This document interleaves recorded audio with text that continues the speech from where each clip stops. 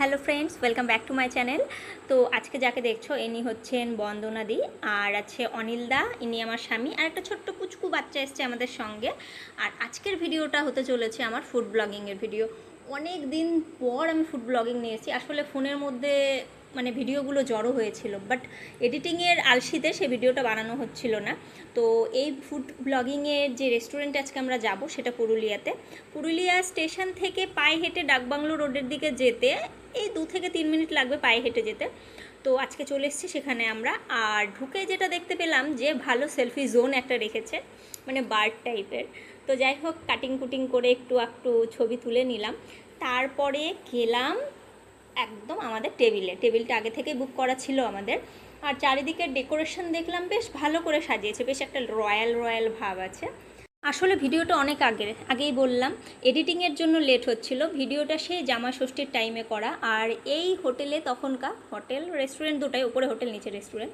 তো তখনকার অফার চলছিল জামাই ষষ্ঠী স্পেশাল থালি। তো আজকে সেটার জন্যই সাধারণত আসা, মানে আমার হাজব্যান্ডকে স্পেশাল থালিটা আমি খাওয়াচ্ছি আজকে। তো যাই হোক, সেই থালিটার ছিল ইলিশ থালি, আর সেই ইলিশ থালিটার প্রাইস পড়েছিল তোমার 500 টাকা।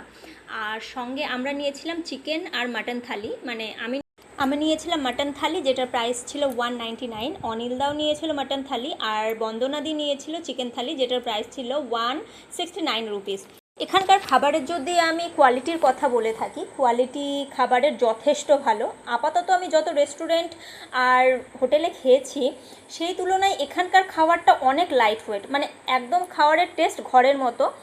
চিকেন এবং মটনটা যে আমরা খেলাম বেশ সফট ছিল। আর সঙ্গে যে স্পেশাল থালিটার জন্য এখানে আসা ইলিশ থালি, ইলিশের সাইজটাও বেশ বড় দিয়েছিল। এখানকার খাবার দেখে এবং খাবার খেয়ে যা বুঝতে পারলাম, কম তেল মশলার মধ্যে এরা বেশ সুস্বাদু খাবার দেয়।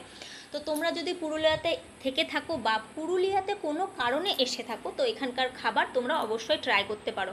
নিঃসন্দেহে তোমরা ভালো খাবে, এটা আমি বলতে পারি। তো অনেক দিন পর ফুড ব্লগিং করলাম, আর হ্যাঁ, নিঃসন্দেহ ভালো খেয়েছি, মানে এই জিনিসটা খুব ভালো লেগেছে আমার।